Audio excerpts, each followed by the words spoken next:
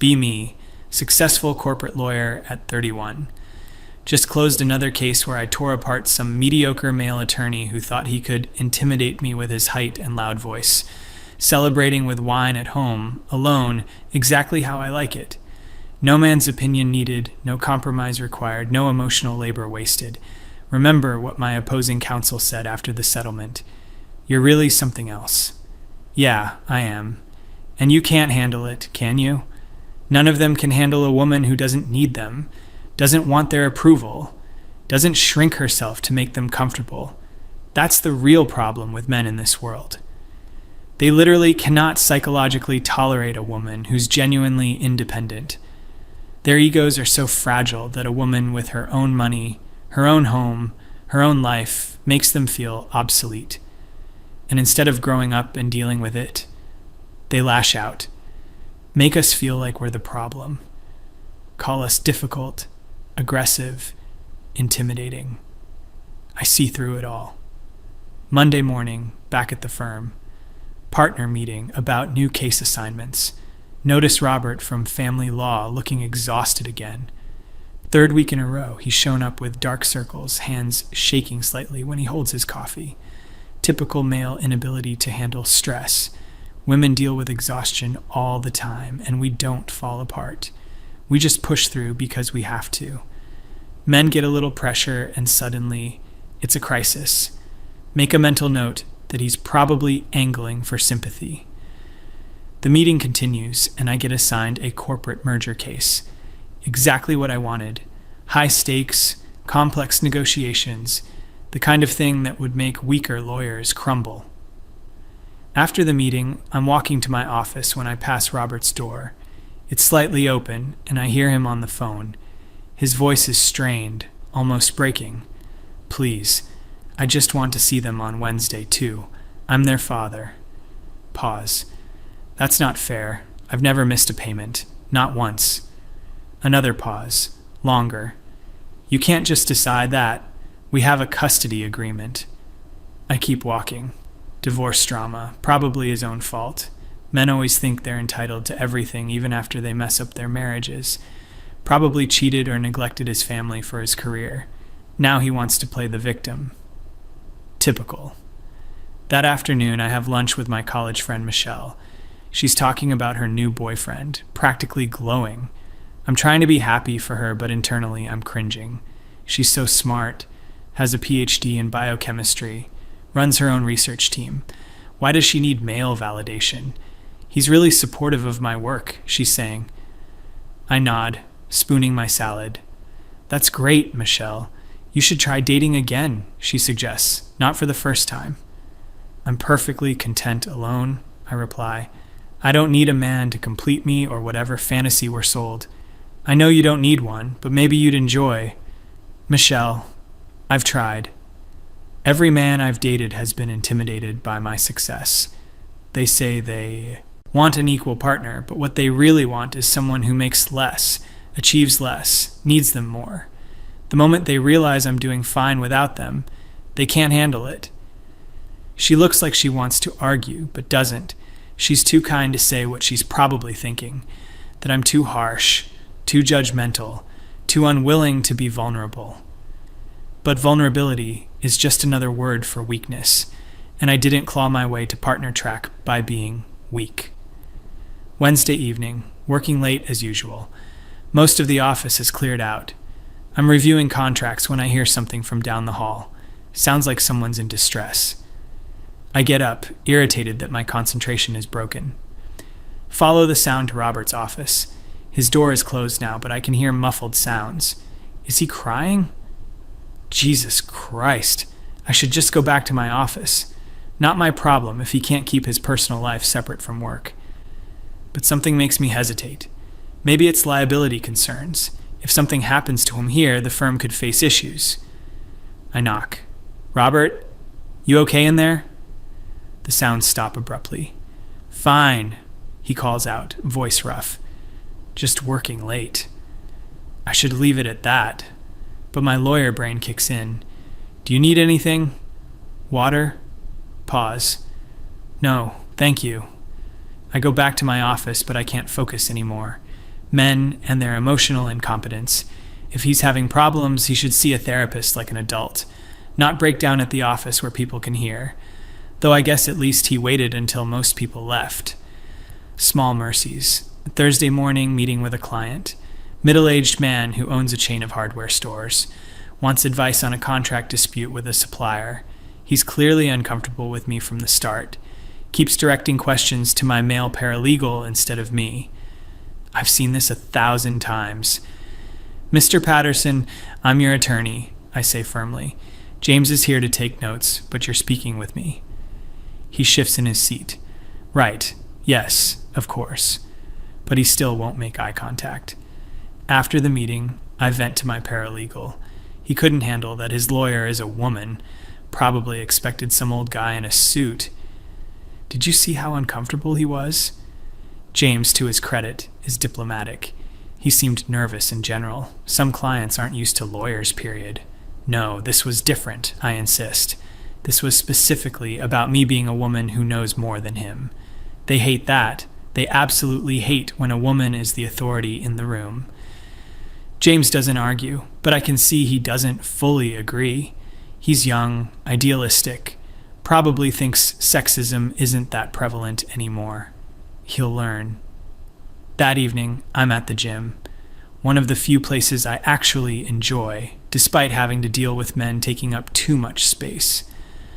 I'm on the treadmill when I notice a guy on the weight bench. He's been sitting there for 15 minutes, not lifting, just staring at his phone. Finally, he gets up and leaves the gym entirely. Didn't even work out. Must be nice to have so little actual stress that you can waste time like that. Women don't have that luxury. We're managing careers, households, our health, emotional labor for everyone around us. Men just exist and expect applause. Friday, end of the week. I'm exhausted, but in a good way. Won a major motion in court today. The opposing counsel, another man, tried to talk over me during arguments. The judge, thankfully a woman, shut him down. Afterwards in the hallway, he approached me. Good work in there, he said. Sounded almost surprised. Thanks, I replied coolly. Didn't offer anything more. He lingered like he wanted to continue the conversation. Probably wanted to network, make connections, use me as a stepping stone. I've got another appointment, I lied. Of course, he said, and I could see it. That flash of annoyance, that micro-expression that said he wasn't used to being dismissed by a woman. They really can't handle it. Can't handle when we don't perform the expected social niceties, when we don't smile and nod and make them feel important. Weekend, grocery shopping. I'm in the checkout line when I notice the cashier. Young guy, maybe early 20s. He's scanning items mechanically, not making eye contact with anyone. Looks completely dead inside. When it's my turn, I observe him more closely. There's a bruise on his forearm, fading yellow-green. His name tag says, Derek. He scans my items without a word. How are you today?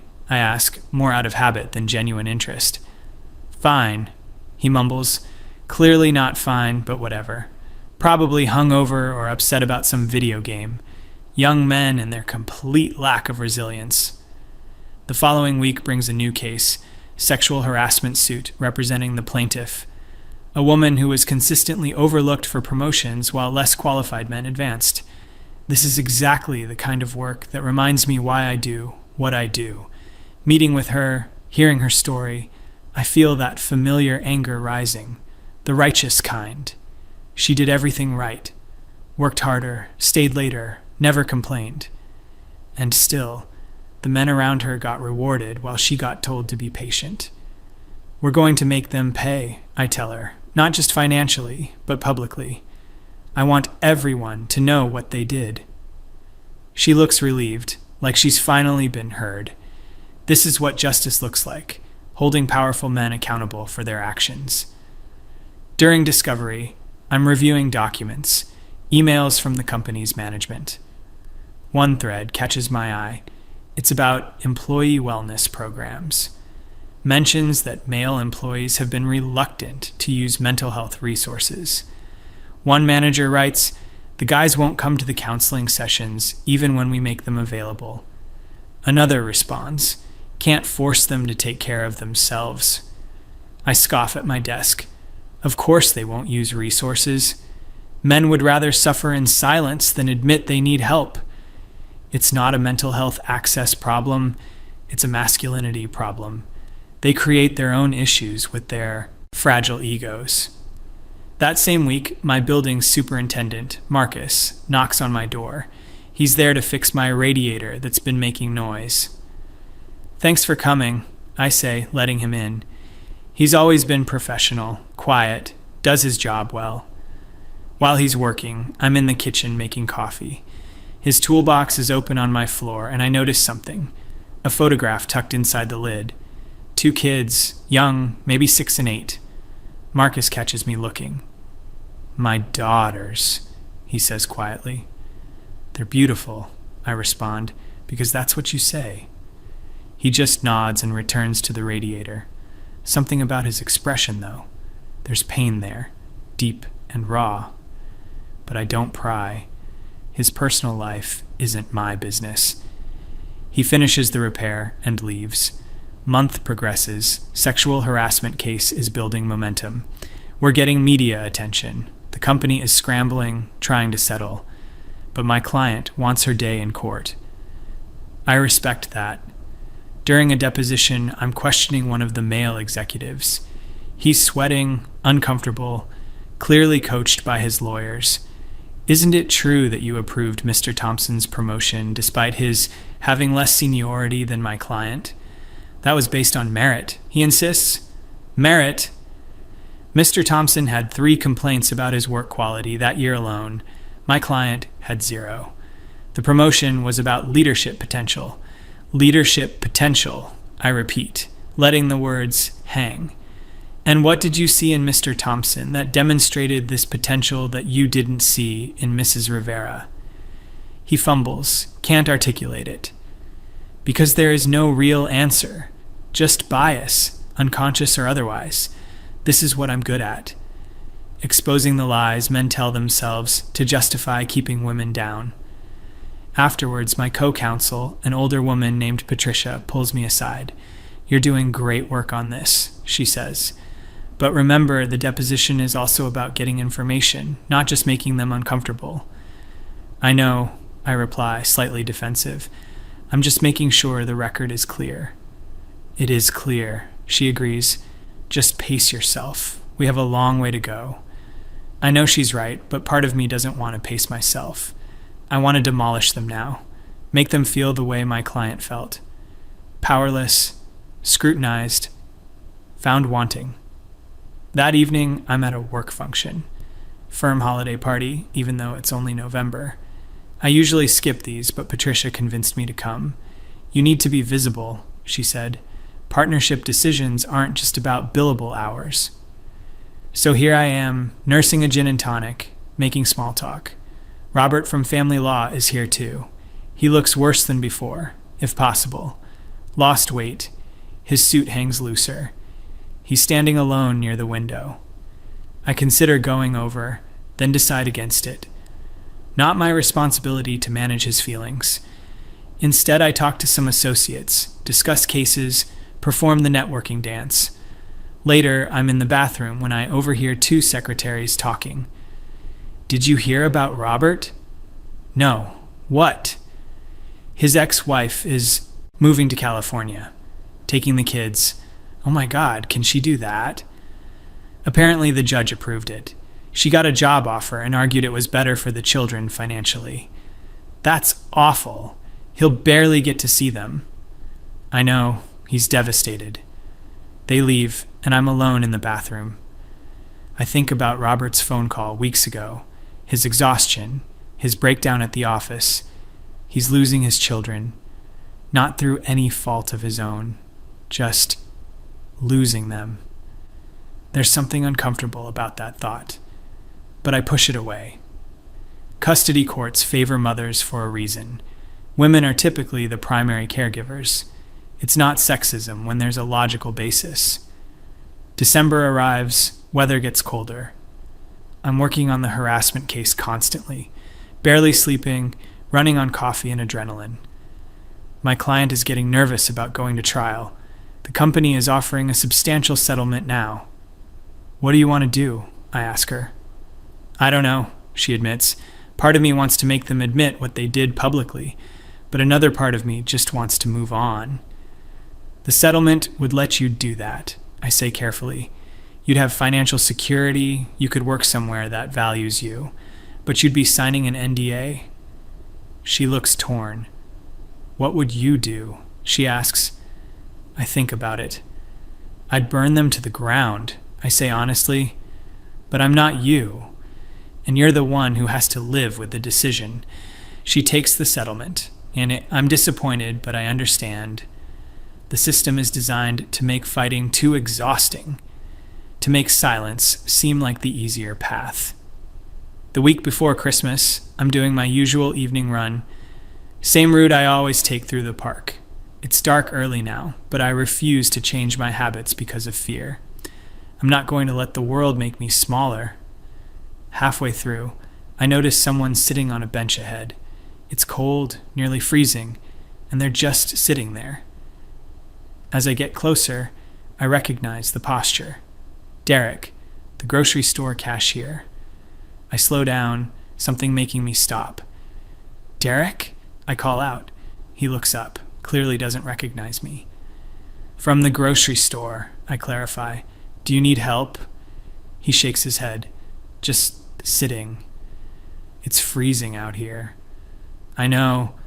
His voice is flat, emotionless. Alarm bells start ringing in my head. Do you have somewhere to go? I ask. Yeah, he says. Eventually. I should keep running. This isn't my problem. But something about the way he's sitting there, the deadness in his eyes. There's a coffee shop 2 blocks away, I hear myself say. Let me buy you something warm. He looks at me for a long moment. Why? Because you look like you need it. To my surprise, he gets up and follows me.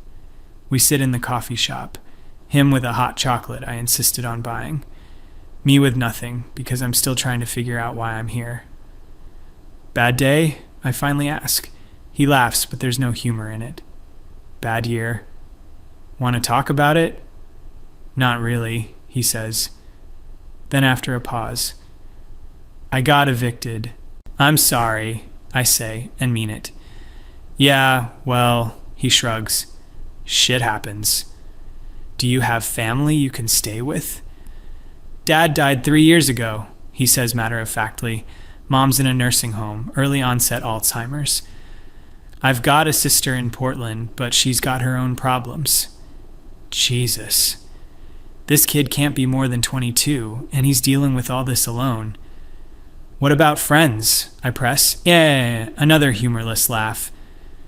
Guys don't really do that, you know? Like, we hang out, play games online, whatever. But actually talking about real stuff, about feeling like you're drowning? He shakes his head. That's not really an option. Why not? I ask, genuinely curious. He looks at me like I'm stupid.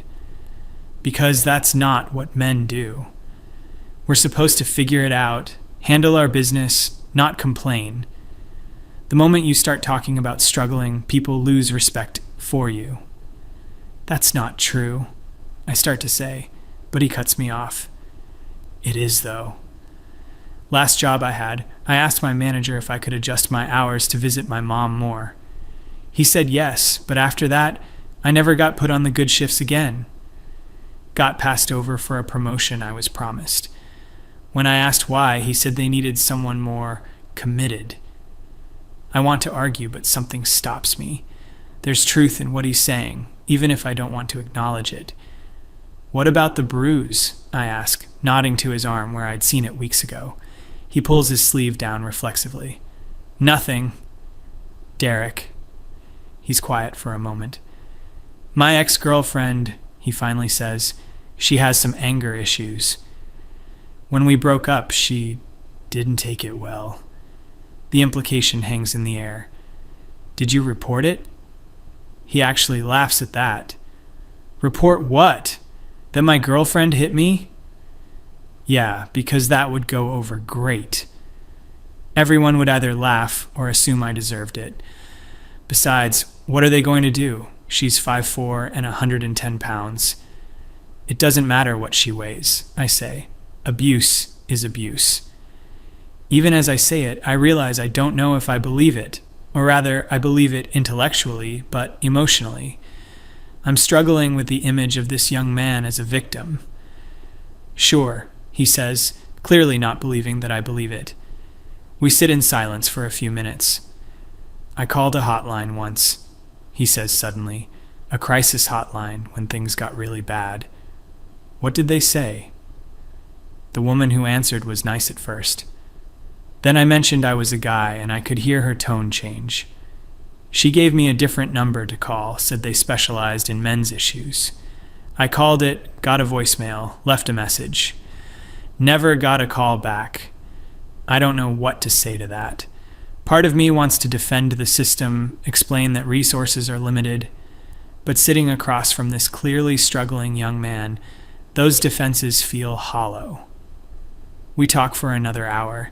He tells me about working 3 jobs to pay for his mom's care, about how his roommate kicked him out with 2 weeks' notice, about dropping out of community college because he couldn't afford both tuition and his mom's medication, about the constant, grinding exhaustion of trying to survive, about feeling invisible, like no one would care if he just disappeared. When we finally leave the coffee shop, I give him money for a motel room. He's reluctant to take it, but eventually does. Why are you helping me? He asks again. I don't have a good answer. Because someone should, I finally say. Walking home, I feel unsettled. His story doesn't fit the narrative I've constructed.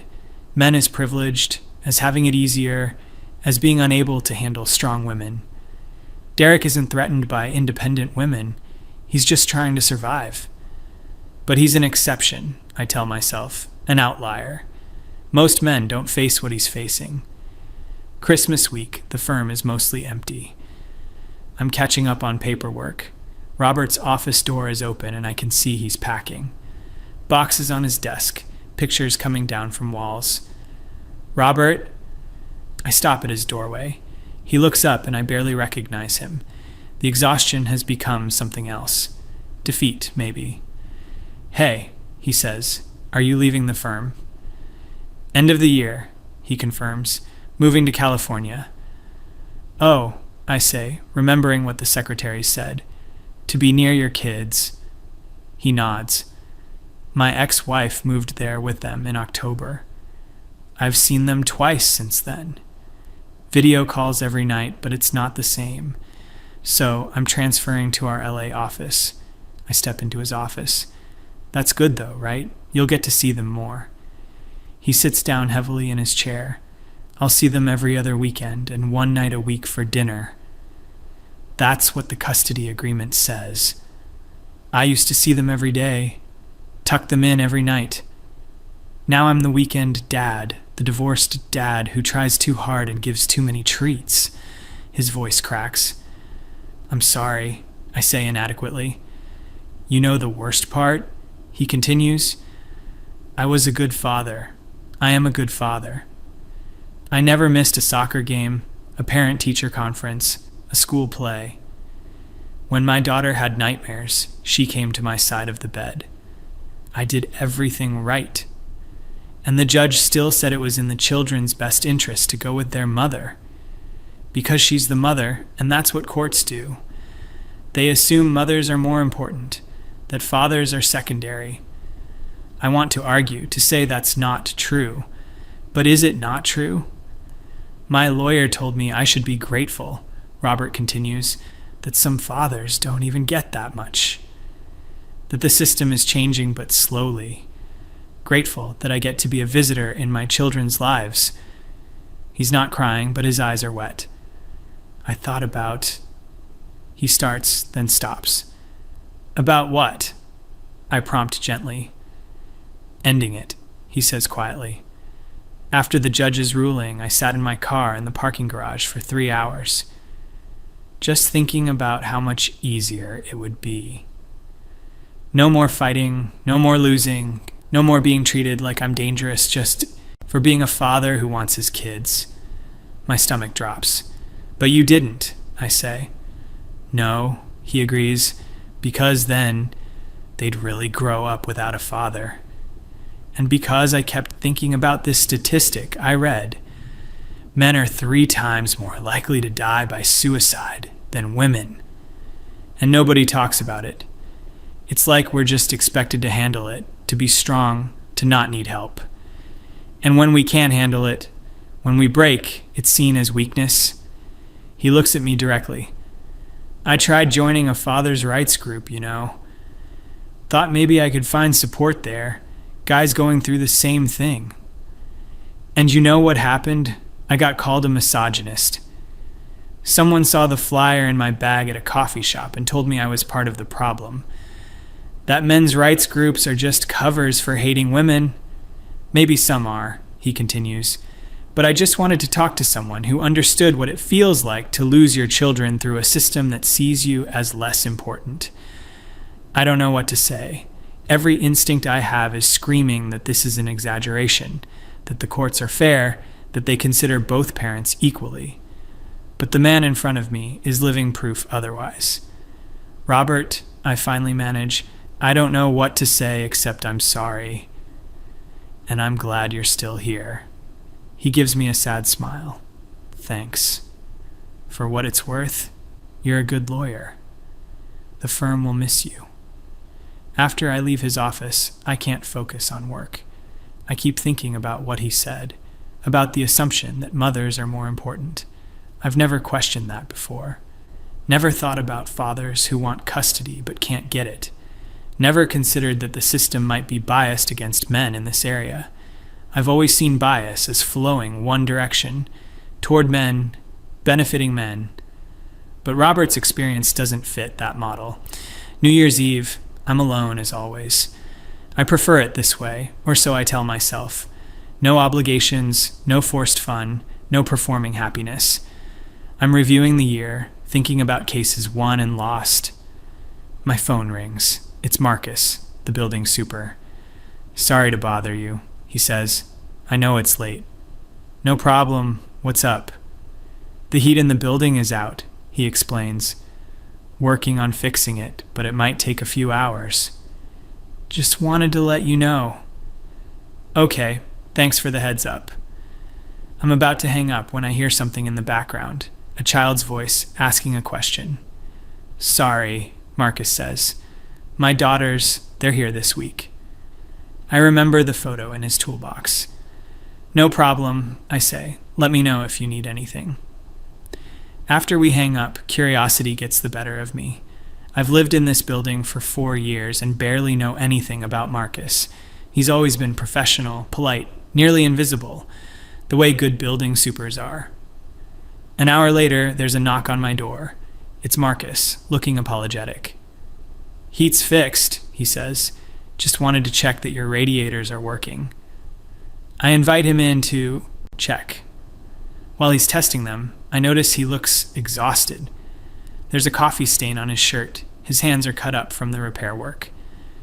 Your daughter is doing okay in the cold? I ask. He glances at me, surprised by the question. Yeah, they're tough kids.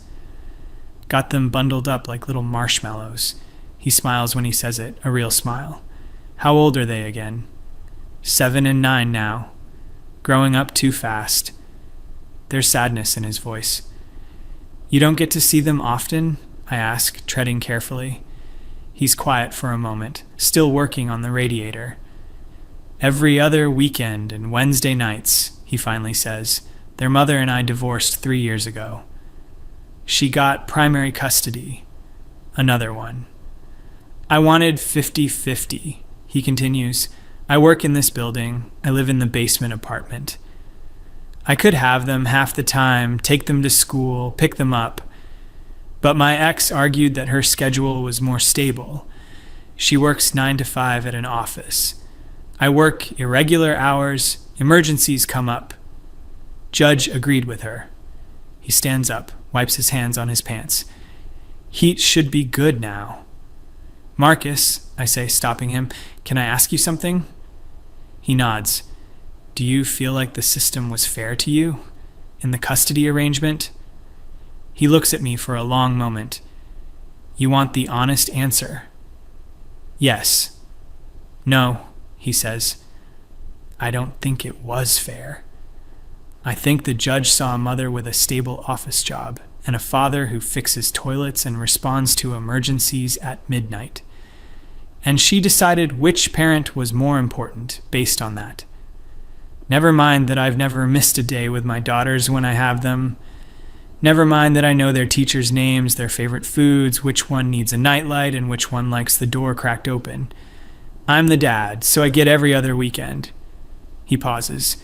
"You know what my oldest asked me last month? She asked why she couldn't live with me. Said she missed me, missed our apartment, missed our neighborhood, and I had to explain that it's not up to me. That a judge decided what's best for her. How do you explain to a 9-year-old that the system thinks her father is less important?" My chest feels tight. "I'm sorry," I say. "That's terrible." He shrugs. "It is what it is. I've got friends who have it worse. Guys who only get supervised visitation because their ex made accusations. Guys who pay child support for kids they never see. At least I get my girls sometimes." After he leaves, I pour myself a glass of wine, sit by the window watching the city prepare for midnight, thinking about Marcus, about Robert, about Derek, about all the ways their stories don't align with what I've believed. But these are just individual cases, I tell myself. Anecdotes, not data. The broader pattern still holds. Men still have structural advantages, still hold more power, still benefit from a system designed for them. Don't they? I spend New Year's Day doing something I've never done before, actually researching men's issues with an open mind, not to debunk them, not to find counter-arguments, just to understand. The statistics are staggering. Men account for 75% of suicides. Men are 97% of combat deaths. Men lose custody battles at significantly higher rates. Men receive 63% longer sentences for the same crimes. Men are falling behind in education at every level. Men are more likely to be homeless, to be victims of violent crime, to die on the job. Men are defaulted to aggressors in domestic violence situations, even when they're the victims. Male victims of sexual assault are often not taken seriously. Boys are diagnosed with behavioral disorders and medicated at alarming rates. Men have virtually no reproductive rights after conception. Male mental health resources are severely lacking. There are more shelters for animals than for male domestic violence victims. Every statistic feels like a punch to the gut, not because they're surprising in isolation, but because I've never considered them collectively, never thought about what it means that society is failing men in these specific, measurable ways. I think about all the times I've dismissed male complaints, called them fragile, said they couldn't handle strong women, viewed their struggles through a lens of privilege and power, assumed that any difficulty they faced was either their own fault or trivial compared to women's issues. I think about my client, the woman I represented in the harassment case. Her struggle was real, her pain was valid, the discrimination she faced was wrong. But does acknowledging men's struggles diminish that? Or have I been operating under the assumption that empathy is a zero-sum game? That recognizing men's pain somehow takes away from women's pain? Monday, back at work. I see everything differently now. The male associates working late, trying to prove themselves. Are they doing it because they're privileged or because they're terrified of being seen as expendable? The senior partner who never talks about his family? Is that because he's a workaholic? Or because he's learned that showing vulnerability is professional suicide? The young lawyer who got passed over for a case after taking paternity leave. I remember thinking he should have known better, that taking time off would signal he wasn't serious. But why did I think that? Why did I accept that parenthood is a liability for fathers, but a protected status for mothers? I find myself in Patricia's office. Can I ask you something? I begin. Of course. Do you think the legal system is biased against men in custody cases? She looks surprised by the question. That's a complex issue, she says carefully. I'm seeing patterns, I continue. Men who want custody, but can't get it. Fathers who are assumed to be less important parents. Is that real, or am I seeing things that aren't there? Patricia considers this. It's real, she finally says. The family court system has overcorrected in some ways. There was a time when fathers always got custody because they had the money and power. Now the pendulum has swung the other way. Mothers are often favored, especially with young children. The assumption is that children need their mothers more. But that's sexist, I say, against both parents. Patricia nods. Yes, it is. It assumes mothers are natural caregivers and fathers are optional. It's harmful to everyone. Why don't we talk about this more? I ask. Why isn't this considered a feminist issue? Because feminism is about women, Patricia says gently, and there's nothing wrong with that. It's in the name. But somewhere along the way, some of us forgot that equality means equality. That you can't tear down harmful gender roles for one sex and maintain them for the other. Telling men they can't be vulnerable, can't be primary parents, can't be victims. That's the same patriarchal thinking that harms women. I feel something cracking inside me. All my certainty, all my anger, all my righteous conviction. It's not that it was all wrong. Women do face discrimination, harassment, bias. I've experienced it, I've fought it, I'll continue to fight it. But I've been so focused on that fight that I've been blind to the other side, to the men who are also trapped by gender roles, who are also suffering under the same system, just in different ways. That week, I do something I never thought I'd do. I reach out to Robert before he leaves for California, ask if he'd be willing to talk about his custody experience. He's surprised but agrees. We meet for coffee. I want to understand, I tell him, what it's like from your perspective. Why, he asks, not hostile, just curious. Because I think I've been wrong, I admit, about a lot of things.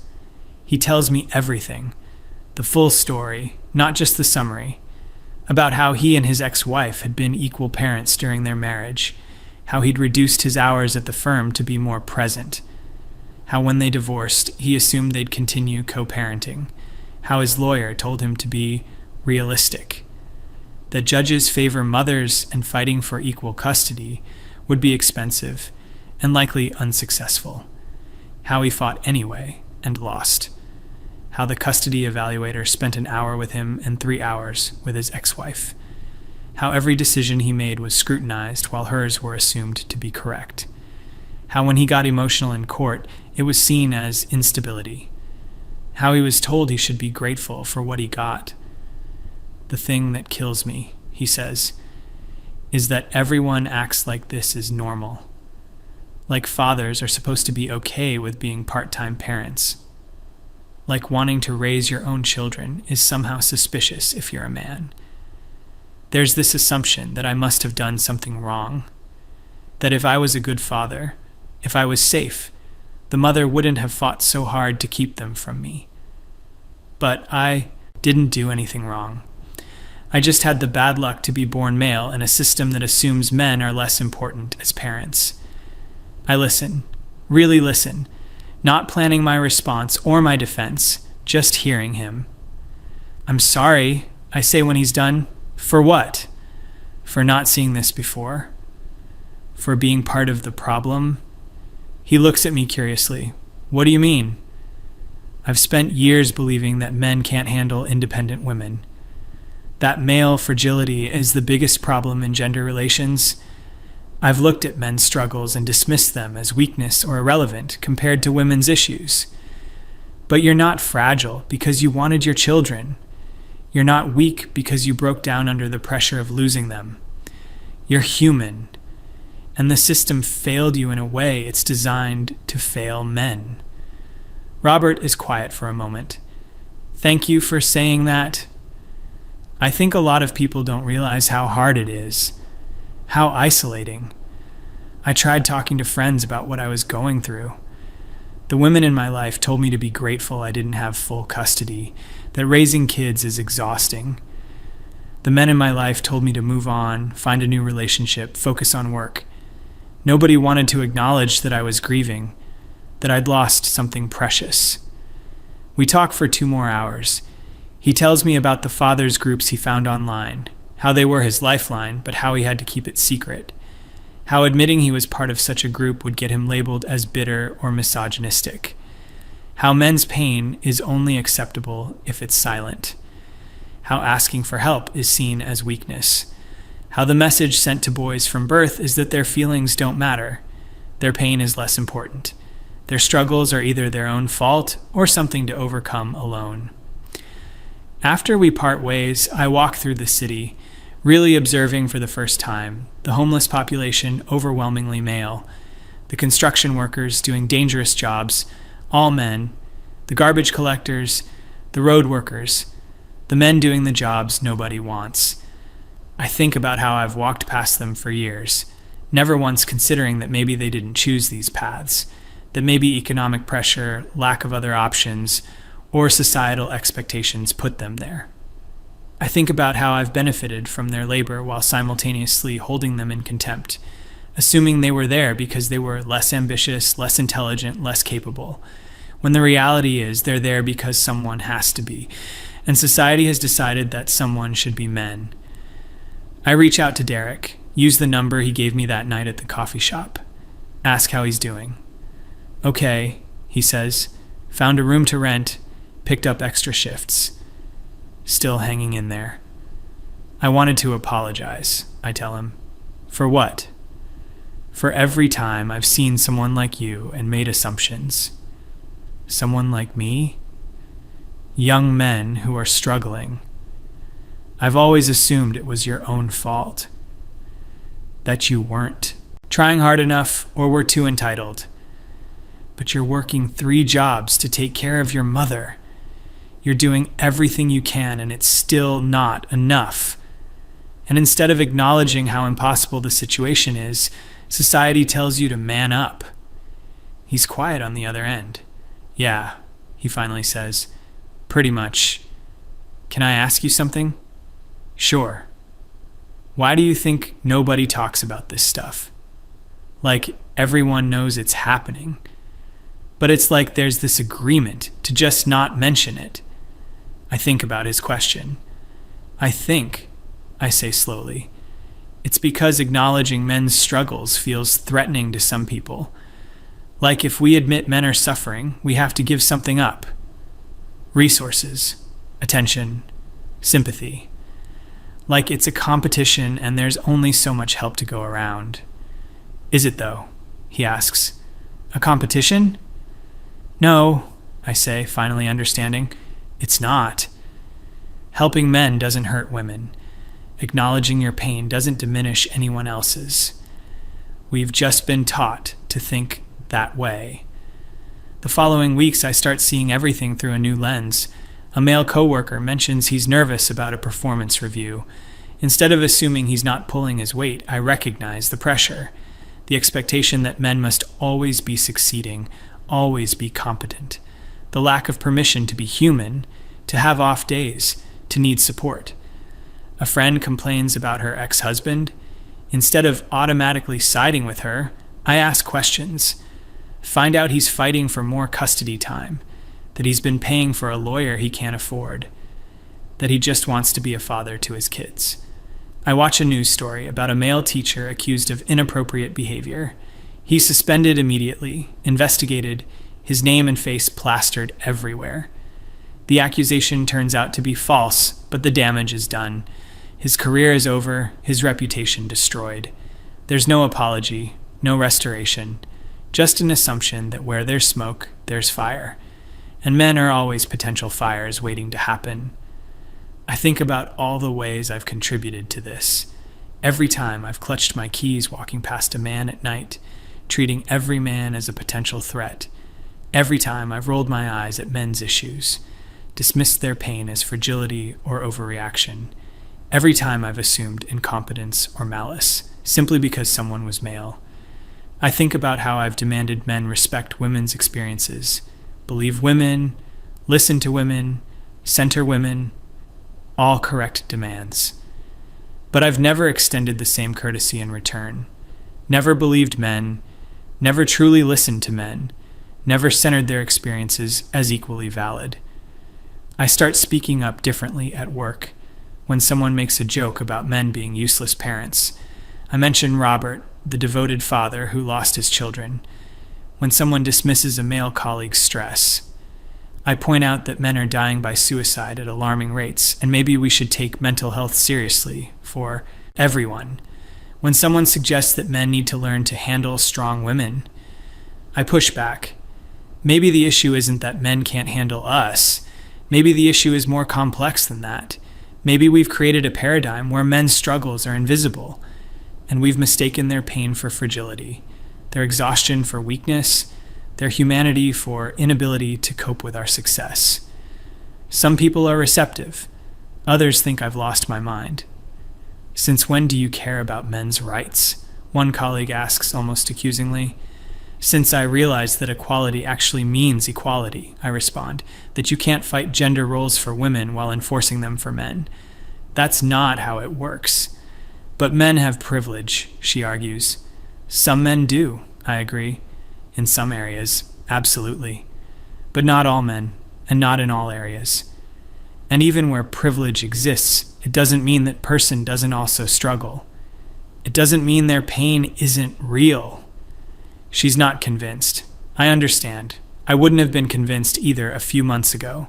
Change is slow, especially when it requires acknowledging you've been wrong. March arrives. I get an email from Robert. He's settled in California, has an apartment near his kids' school, gets to pick them up once a week, has them every other weekend. It's not enough, he writes, but it's more than I had. Thank you for listening, for seeing me. You'd be surprised how rare that is, I write back. Thank you for being willing to share your story, for trusting me with it. I'm sorry it took me so long to listen. I get a text from Derek, a photo of him in a community college classroom. Enrolled part-time, the message says. Found some financial aid, gonna try again. I smile, text back congratulations, add that I'm proud of him. He responds with a simple, thanks. But I know it means something, that someone acknowledged his effort, saw his struggle as valid. I run into Marcus in the building lobby. His daughters are with him, backpacks on, heading to school.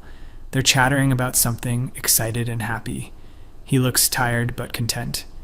Morning, he says. Morning, I reply. They look happy. He smiles. Yeah, we had a good week. I'm glad. I mean it. Sitting in my apartment that evening, I reflect on the last few months, how everything has shifted. I'm still a feminist. Still believe in fighting for women's equality, women's rights, women's safety. Still believe sexism against women is real and harmful. But now I also see the other side. The ways men are trapped by gender roles. Expected to be strong, stoic, successful, providers, shamed for vulnerability, for emotion, for needing help. Disposable in ways we don't acknowledge. Struggling in ways we refuse to see. I think about my years of anger, my conviction that men couldn't handle independent women. The truth is more complicated. Some men genuinely are threatened by successful women. Sexism is real, and it has held women back. But I've been using that truth as a shield, as an excuse not to see men's humanity, not to acknowledge their struggles as equally valid. I've been so focused on my own independence, my own strength, my own refusal to need anyone, that I've mistaken men's exhaustion for fragility, their burdens for weakness, their humanity for an inability to handle me. The real revelation isn't that men have it worse than women. They don't, necessarily. It's not a competition. The revelation is that we're all trapped by expectations, by roles, by systems that hurt everyone, just in different ways. And liberation can't be achieved by freeing one group while keeping the other in chains, even if those chains look different, even if we've convinced ourselves they don't count as chains at all.